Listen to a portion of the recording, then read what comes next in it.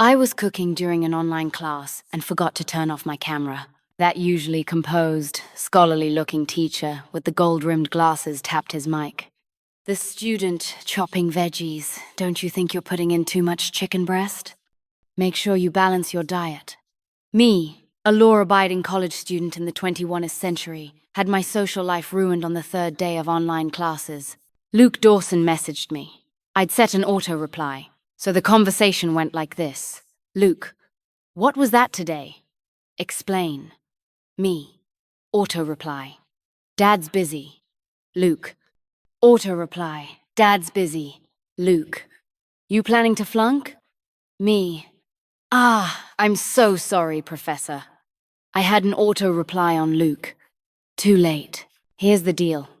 After the campus went into lockdown, all our classes went online. Stuck in my dorm, I was sick of the cafeteria's delivered meals. I swear to God, it was just a sudden idea. I only meant to cook once. Just once.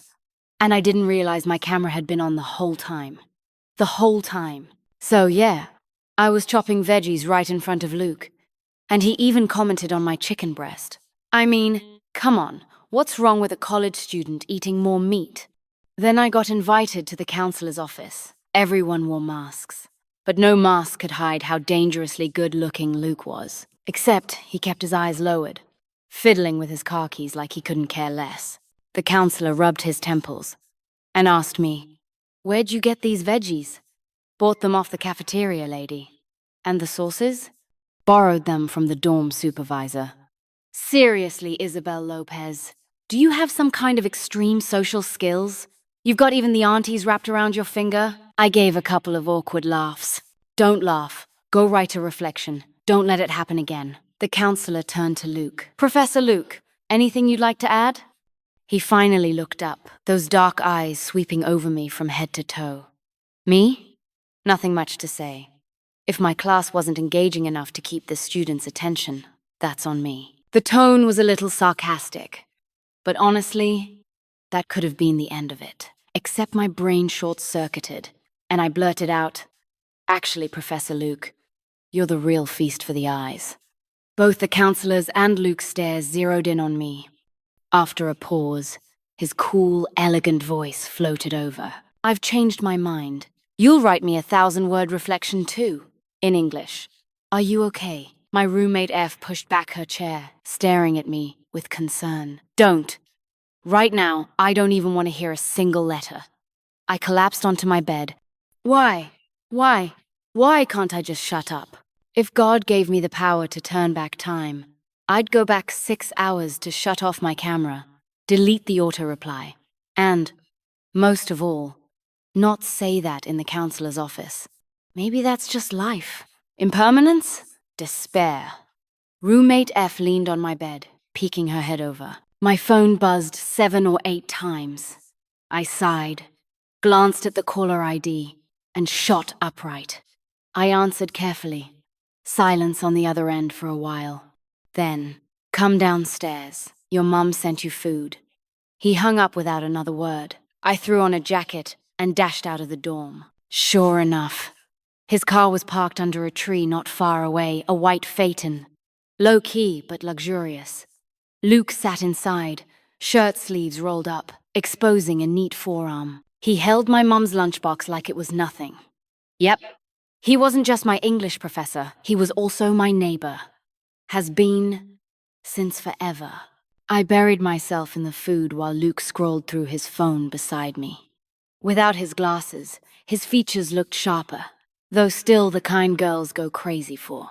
Honestly, good food really does fix your mood, especially when it tastes like home. Getting this emotional over a meal. You really are dramatic. His voice broke in suddenly. "Then why'd you rat me out?" I pouted, snapping the lid shut on the lunchbox. "I didn't. The counselor joined my meeting on his own. Then, something brushed my lips. He'd pulled out tissues, probably meaning to wipe off the oil. But when our eyes met, his hand froze. His gaze dropped. Indifferent. Do it yourself. Can I skip the 1,000-word essay? No. Please, Luke. Pleading? Useless. Over the next few days, my mum sometimes asked Luke to drop off meals for me. 1,000 words in English was basically torture. I tried bluffing my way through. Then, Friday, he texted me like he had ESP. Just because I'm not nagging doesn't mean I've forgotten. Saturday night, I handed him 2 wrinkled sheets in his car. He didn't smile, but I could tell he was satisfied enough. The lunch that day was generous again. Halfway through, I froze. Wait, what now? He arched a brow, leaning on the steering wheel with that look of, here we go again. Didn't my mom go hiking with her friends? Yeah. Then this meal? I made it. Figures.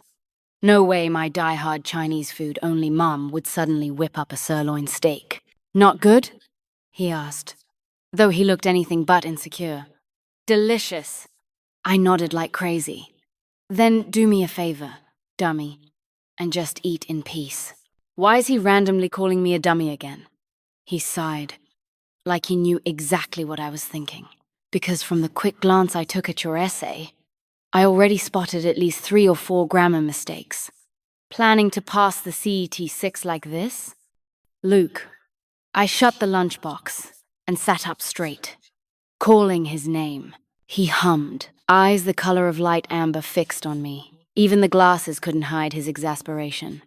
Our dorm's pipes just broke. We can't shower. I fiddled with my skirt hem. So, can I use your bathroom? I really liked Luke's place. Mostly because it was ridiculously neat. Nothing extra lying around. Everything so organized it was soothing to look at. Every item sat exactly where it belonged. For example, when I went over, my shoes had a designated spot on the 2nd row of the cabinet.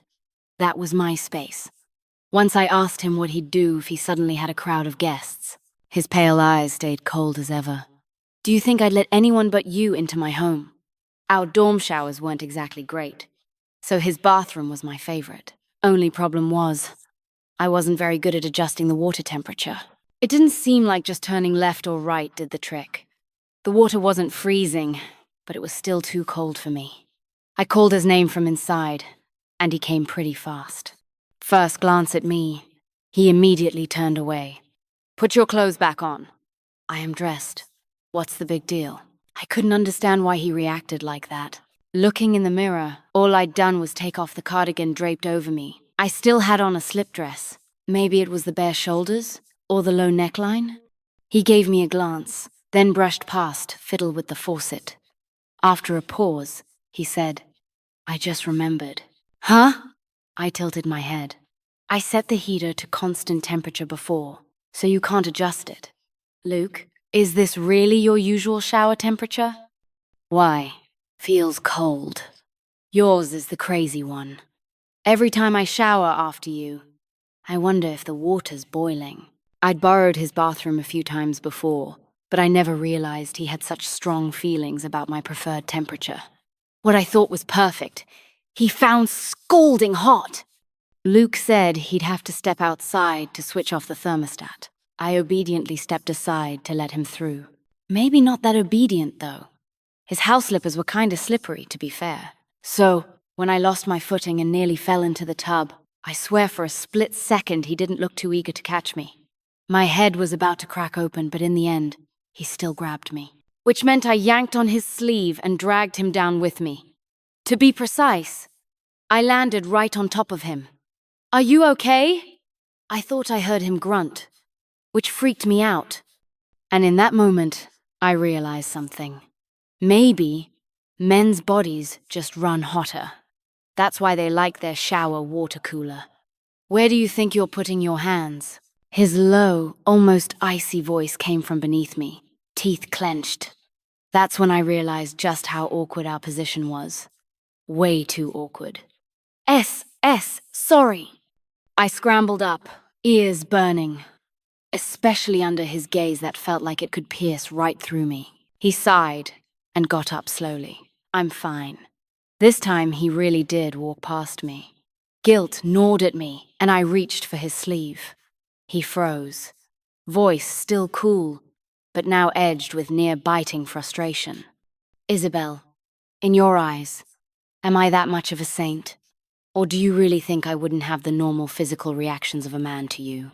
In the shower, those two sentences kept echoing in my head. Normal physical reactions of a man. Even though his voice had been so cold, the words burned in my ears. The water cascaded over my face, finally washing away my racing thoughts. When I got dressed and looked in the mirror, sure enough, my cheeks were bright red. Carrying my nightdress, I stepped out. Luke was sitting on the sofa reading. The floor lamp threw a warm light across his face, outlining a jawline sharper than my life plans. He'd just taken off his glasses. His eyes met mine for a few seconds before he looked away. Those amber eyes, shallow, beautiful. Wearing so little, aren't you cold? Huh? I always dress like this in the dorm. Is it really that little? I leaned closer. He snapped his book shut. He tapped my forehead lightly, lowering his gaze. Don't lean on me right after a shower. You're dirty. I'm going to shower. Stay if you want. If not, go back to your dorm.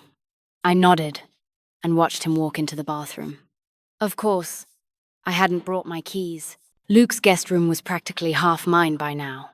My starry quilt was folded neatly in the corner of the bed. I wasn't the type to fuss about beds. I could sleep anywhere, but tonight, no matter what, I couldn't fall asleep. My stomach started to hurt. As the pain grew familiar, dread hit me. My period might have come early. I had no clue how to tell Luke, but if I didn't, I wasn't going to last. While debating what to type, my finger slipped, and I sent an emoji. A pitiful little cat. At 12:40 a.m. He replied with a question mark instantly. While I panicked about what to say next, his call came in. He was literally in the room next door. Luke, I whispered his name. He hummed in response, voice thick with sleep. It came. What? He clearly didn't get it. His voice still rough, careless. You know the thing girls get once a month. The silence of the night made it all worse. Finally, his voice came through. Cramps? I clenched my phone. Then came a knock at my door. Curled up with the pain gnawing deeper my old problem. The first days were always hell. Why are you curled up on the couch? His tall frame filled the doorway, bringing warm light with him. His palm pressed to my forehead. Otherwise I'll stain your sheets. My words were cut short when he scooped me up. The sudden weightlessness made me clutch his collar. In the dark, I thought I heard him chuckle. Stain my sheets? That's what sheets are for. Lie down. Luke went out to buy pads for me. I couldn't even picture it.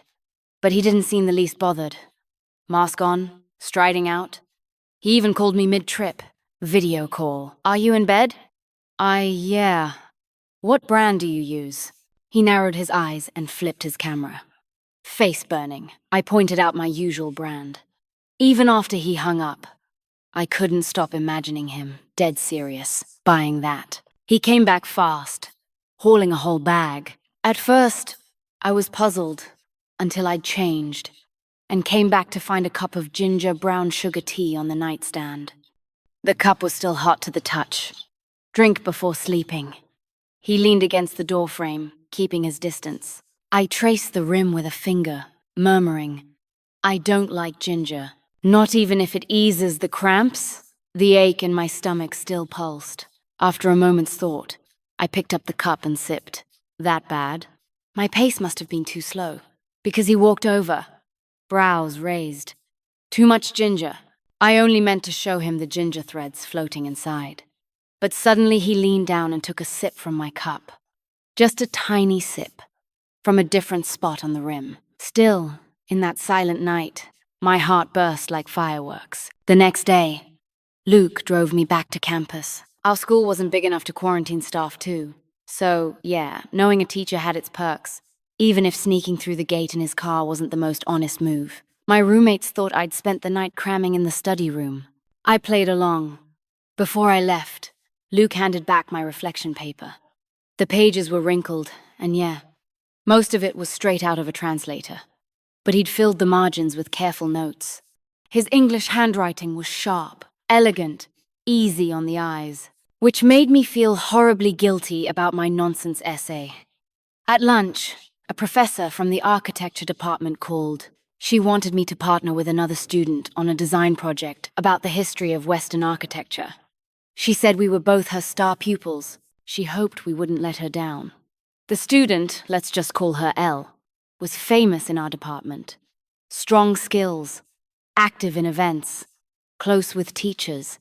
It was my first time working with her. Since campus was still locked down, we met in the cafeteria. She turned out to be chatty, really friendly, with a baby face and two little tiger teeth when she smiled. Since it was a scroll-style design, we agreed to each take half and stitch them together. But when I got back to my dorm and booted up my laptop, a depressing fact hit me. My crappy 3-year-old computer couldn't even run the modeling software. I bit my lip, glaring at the laggy screen as even moving the mouse felt like a battle. Finally, I gave up. Luke's office was the farthest from my dorm, but the upside was he had it all to himself as an adjunct professor, along with a desktop computer. I poked my head through the door, empty office. Weird. He should have been here during lunch break. Suddenly, cool knuckles brushed the back of my neck. Is it that hard to walk into my office openly? In the warm afternoon light, Luke's eyes looked like amber, though, to be fair, they carried no emotion. My laptop's dead. I tugged at his sleeve. He glanced at me, then walked in. I trailed after him until he sat down, tilting his head up at me. His Adam's apple caught the sunlight, shifting with a faint swallow. A metal pen twirled in his hand, his fingers tracing a perfect arc. I've got a design project with someone, but my laptop can't handle the modeling software. Can I borrow yours? I tried to sound pitiful. He didn't budge, eyes lowered. For a second, I wasn't sure what he was staring at until I felt something cold press against the inside of my thigh, just above the knee. The pen. His voice came husky, lazy. Don't move. Hold it. Without thinking, I did as he said, until he let go a beat later. I snapped back, the pen clattering to the floor with a sharp crack. Luke, people can't, shouldn't. Why wear a skirt that short then? He picked up the pen, lifting my hem just a fraction, barely an angle. Not even enough for a breeze. And he pulled back, just as quickly. He powered on the computer, and over the startup chime, I still heard him clearly. Is there nothing I could do to you that you wouldn't let happen? Huh? From then on, I basically took over his computer. After all, he taught English, hardly needed a computer. That ergonomic chair of his was ridiculously comfortable. Sometimes, at lunch, I'd lean back and doze off. When I woke, the curtains would already be drawn, his coat draped over me. Watching the clock hands tick, staring at tree shadows spilling through the gap, I'd lose track of where I was for a moment. Elle and I finished around the same time. When we exchanged our models, I spotted a serious problem. Elle had plagiarized. I'd just seen the original days ago, on a foreign artist's site. Her design was basically a copy-paste. She probably figured no one knew the obscure artist. Honestly, plagiarism is the most shameful thing in design. My impression of her plummeted. And this was a project we had to submit together. I called her, laid it out, but she just laughed it off. Relax. The professor won't notice. Don't tell me you're that scared of getting caught. Who even does full-on original work anymore? I'm busy. Don't have time. I told her if she didn't fix it, I'd show the professor. She paused, then her tone changed. Isabel, you think you're so great, don't you? Acting all holier than thou. Guess what? I've hated your act for a long time. Pretending to be the good girl. Hanging around Professor Luke. I raised a brow. Luke and I were already super careful on campus. Say whatever you want. If you don't change it, tomorrow I'll send both your design and the original to the professor. I hung up. But I didn't even have to wait later that night. The professor called me. Apparently, Elle had gotten to her first, claiming I was too harsh, always pushing her out, asking to work separately. I could hear the reprimand in the professor's tone. I didn't care how Elle spun it. Fine. Separate it was. At least I wouldn't have to worry about her stealing again. Just meant more work for me. I pulled a few all-nighters. On presentation day, several professors came to judge between us. I arrived 5 minutes early, only to see Elle already there, presenting her work, explaining her design. Among the professors was a familiar face. Luke. He'd never mentioned being on the panel. Typical. Elle flipped through her slides with practiced ease. Since I'd come later, and the teachers were focused on her, I slipped quietly into a seat. As I listened, dread sank in. Her design looked way too much like mine. The model was exactly what I'd shared back when we were still collaborating. This wasn't coincidence. My forehead beaded with cold sweat as she finished her whole pitch. The professors nodded, even the strict ones smiling. So when they turned to me, I felt utterly defeated. I opened my mouth, but the words stuck. What was I supposed to say that Elle had stolen my work? Who would believe it? I hesitated too long. The professor frowned. Isabel, are you ready? Professor, She's probably not prepared. Elle chimed in sweetly, hugging her laptop. She smiled at me, all malice behind the curve of her lips. When we worked together, her stuff was nothing but plagiarized foreign art. You're the one who copied. This model, you built it off mine. I slammed my hand on the desk, my voice too loud. Every eye turned on me. Suspicion, disdain, distrust, dragging me down into some icy pit. Because she'd gone first. Because she already had their favor. My gaze trembled toward that girl, still smiling so sweetly. It was beyond shameless. Unthinkable. Coming from someone my age. I forced my slides onto the screen. And sure enough, the teachers frowned at the similarities. Elle even gasped theatrically. Isabel, you couldn't beat me, so you decided to copy me? You didn't expect me to go first. I didn't. Ha! My protest overlapped with a sharp laugh across the room. I froze. Everyone turned to him. Luke's pen clicked once. Quiet, but heavy with menace. Few had ever seen Luke angry. No frown, no raised voice, but it made the air thin. His eyes pinned Elle, sharp enough to cut. If you love acting so much, why didn't you apply to a film school instead of ours? Maybe it was his tone, maybe his presence. The once cocky Elle went pale, tears pooling fast. Professor, I. She looked up pitifully, eyes wet. None of this had been expected. Elle sobbed like she'd suffered some colossal injustice. Luke glanced at her, expressionless. Both of these designs clearly come from the same template. If you look closely at the details, it's already obvious who copied whom. He took the mouse from my hand and flipped several slides ahead. People's writing habits might be small, but they're the hardest to change. See here the draft notes. When labeling buildings in English, the writer tends to merge the two C's when writing X. Same with the letter L. The draft writer always draws a long tail at the start. I'm her teacher. I know what her handwriting looks like. The classroom lights were off, the glow of the slides washing his skin pale. His right shoulder pressed down slightly, his fingers resting on mine. He was on my side. His gaze shifted to Elle, frozen in place. Can you explain why your later drafts lack all those traits? If you're going to fake something, at least improve your technique. Every pair of eyes turned on the panicked girl. Her eyes widened, head shaking furiously. I heard a sigh. One professor who'd always been close to her whispered, disbelief in her tone. Did you really copy? That's not like you. Maybe it was the humiliation, or maybe Luke's sternness. She broke down in loud sobs. Like a dam bursting, she kept asking why. Why she worked so hard and still couldn't be first. Why teachers would still side with me. She said she wasn't worse than me. She only wanted to take me down. She just wanted to win. Desperately. Red eyes blazing, she lunged toward me. Luke caught my arm, pulling me back. Her tear-streaked face was almost hysterical, frightening. I'm not worse than you. I'm way more capable. I could have made that design too. I just, I just. She buried her face in her hands, squatting down, sobbing. I just didn't want to lose. I just didn't want to lose. You lost from the start. In the silence, broken only by her cries, Luke's words landed like iron. The moment you chose to cheat, you should have known. No matter how clever the trick, how carefully you curry favor, the cracks always show.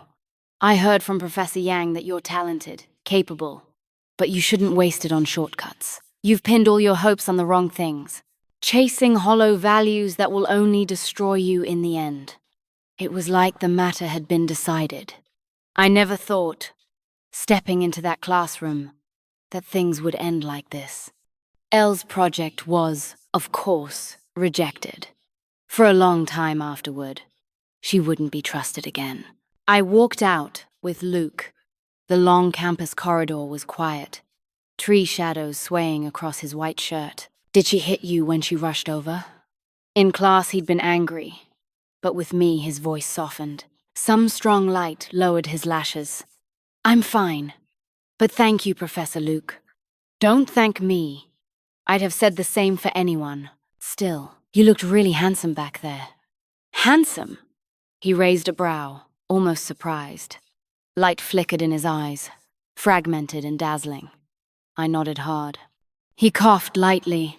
Luke, why did you want to be a teacher? I tilted my head up at him. His eyes hid things I couldn't see.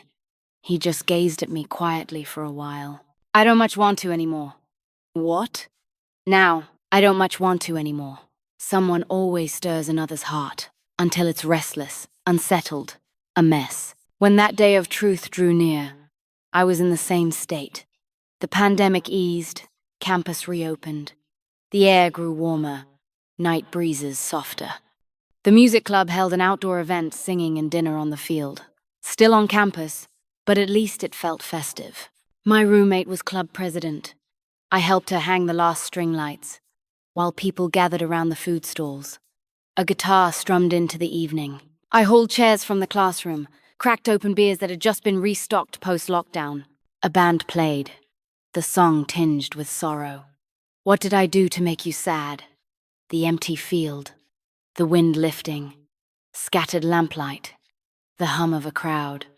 The mic wasn't great, the voice raw, like someone gripping your collar demanding answers. You've seemed down lately, haven't you? The person beside me leaned on her chair, watching me, stars falling behind her. Right, I'd almost forgotten the thing that had made me sad. Luke suddenly had someone next to him, a new Chinese teacher, young and gentle like him, and for some reason, rumors about them grew louder. Even my roommate said, Luke and the new teacher look perfect together. I didn't know what face I should wear when I heard he really had a girlfriend. I'd been taking up his space for so long. Our last chat sat in my phone from a week ago. I told him not to bring my mum's food anymore, thanked him for the trouble. He must have been teaching, because he replied an hour and a half later. Just a question mark. I didn't answer. Later, he asked. What's wrong? I locked my screen and never replied. I didn't like beer much, so by the time the people around me were on their 5th or 6th can, I just opened my second. She was drunk, pointing at my nose, forbidding me another sip. Hey, Isabel, isn't that Professor Luke? I followed her finger. Aside from online classes, I hadn't seen him in ages. Still in a white shirt, jacket draped over his arm, tall and composed, standing at my roommate's booth. His glasses caught the light, but nothing matched the glow in his eyes. Other students noticed him too, greeting him. Maybe it was the alcohol, maybe just weeks of bottled frustration. I shot up, cans clattering to the ground. I stood there among the crowd, staring. I thought maybe he wouldn't notice me, but he did. He even walked over. How much has she had? He bent to pick up the cans, asking the people beside me. Ha! Not even as much as me. One of them waved it off. I wiped my mouth hard, glaring at him. The lights blurred, colors dizzy in my eyes. I grabbed his arm and pulled. He let me. The wind brushed past my ears. The night seemed impossibly bright, not moonlight, not starlight, but ablaze, sudden and fierce, like fire catching in the dark. I pulled him into a corner, summoning all my courage to block his way. He looked down at me, tall nose bridge, lips seeming to curve just slightly. Then his warm fingertips brushed my cheek. "What did I do to make you sad?" The lyric from the song. Now his question. I froze for a long time. "Are you dating someone, Luke?" I tried to sound steady, but I couldn't. I tried to act casual, but the night wind dragged it out of me. No. His answer was light, crisp. "Of course not. Why wouldn't you date her, though? She's so nice. You really want me to date her?"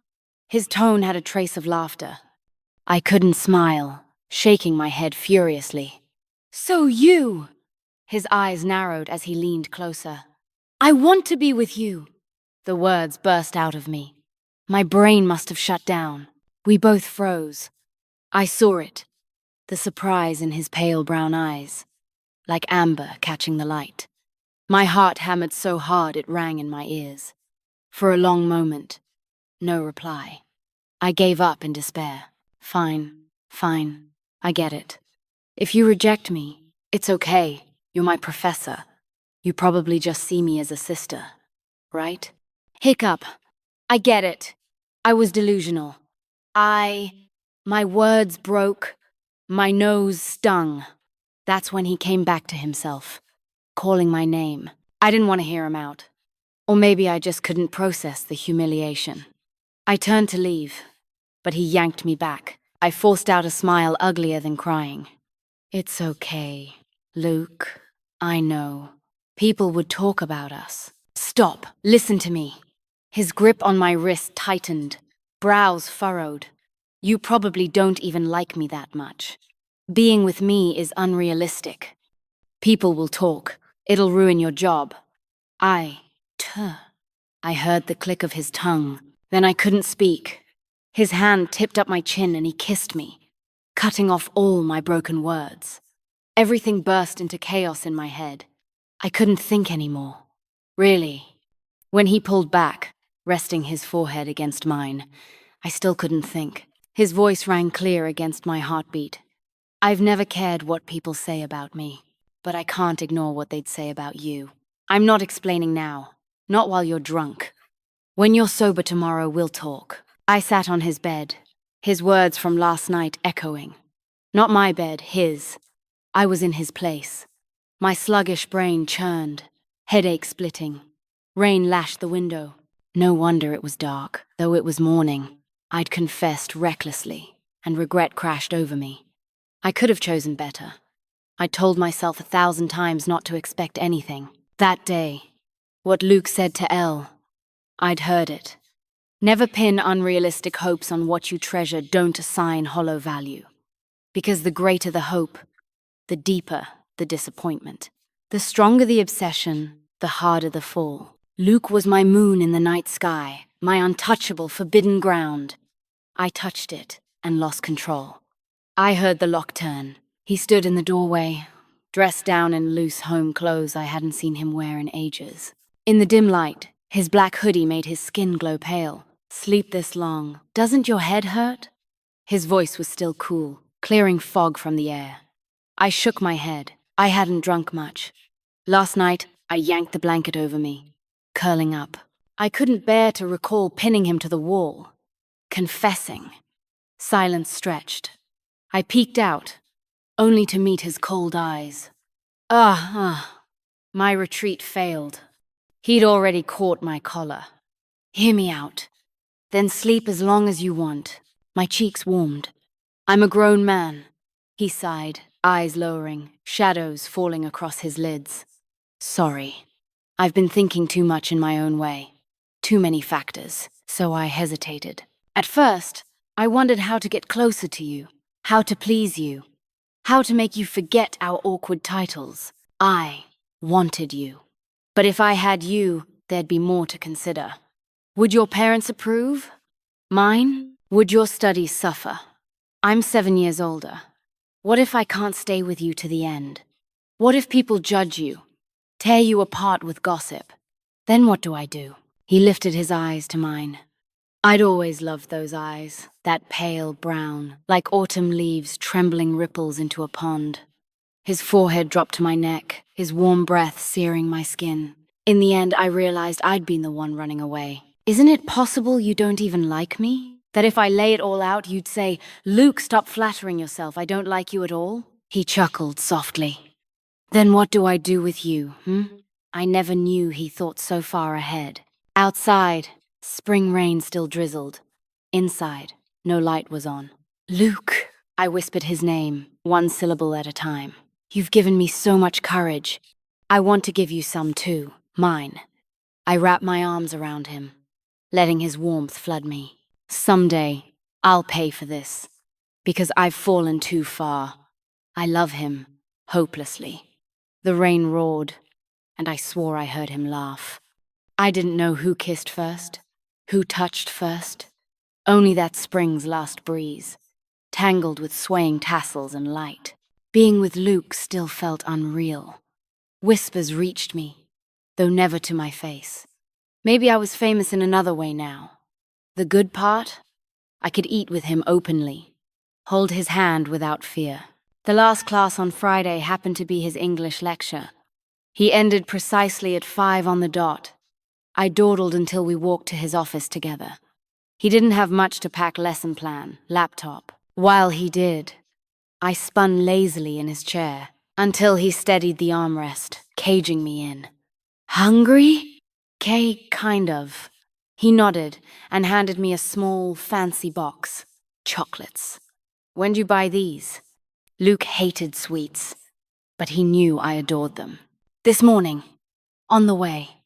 He carried a few gift bags too. I followed. Where are we eating tonight? Your place. Oh, wait, what? My place? He kept his eyes forward, humming as the car pulled out of the garage. I slumped back, brain catching up. My mom knows about us. What? Surprised it happened, he chuckled. I just didn't expect her to know so soon. Not soon. You're 21. At first I didn't get what he meant, until his lips quirked, amused. Legal marriage age for women here is 20. So what does my mom think of you? By the door, I hesitated. Think? She knows about us. Asked me to bring you home for dinner this weekend. Luke. I called his name. He answered patiently, as always. I felt like a high schooler caught dating. You dated in high school too? He raised a brow. I said it feels like that. The sunset spilled down the stairwell. Opening the door, I smelled my mother's cooking. Mom, I'm back. She came out of the kitchen in her apron, spatula in hand. Her joy made me guilty for not coming home more often. She brushed past me, though, taking the gifts from Luke. Oh, Luke, you shouldn't have bringing gifts is too polite. Come in. Sit. Daughter, pour Luke some water. Only then did she glance at me. Why had I worried she wouldn't accept him?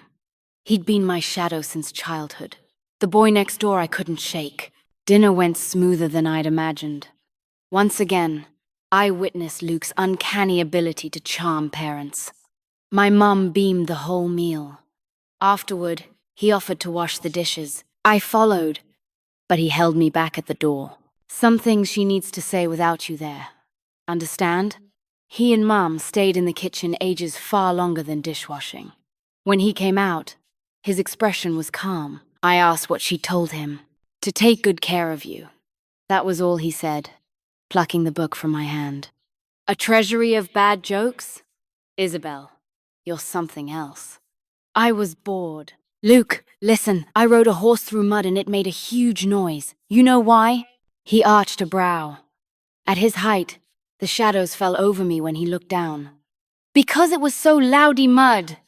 He didn't laugh. I pouted. But after a pause, he bent close. At that distance, I could see every detail. The reflection of my dumbfounded face in his pale eyes. You like puns that much? I've got one. Want to hear it? Luke, telling a bad joke? I nodded eagerly. His breath warmed my ear. I'm a little lamb. Can you feed me some grass? It took me a moment to get it. My face went crimson. How? How could he say that? Luke?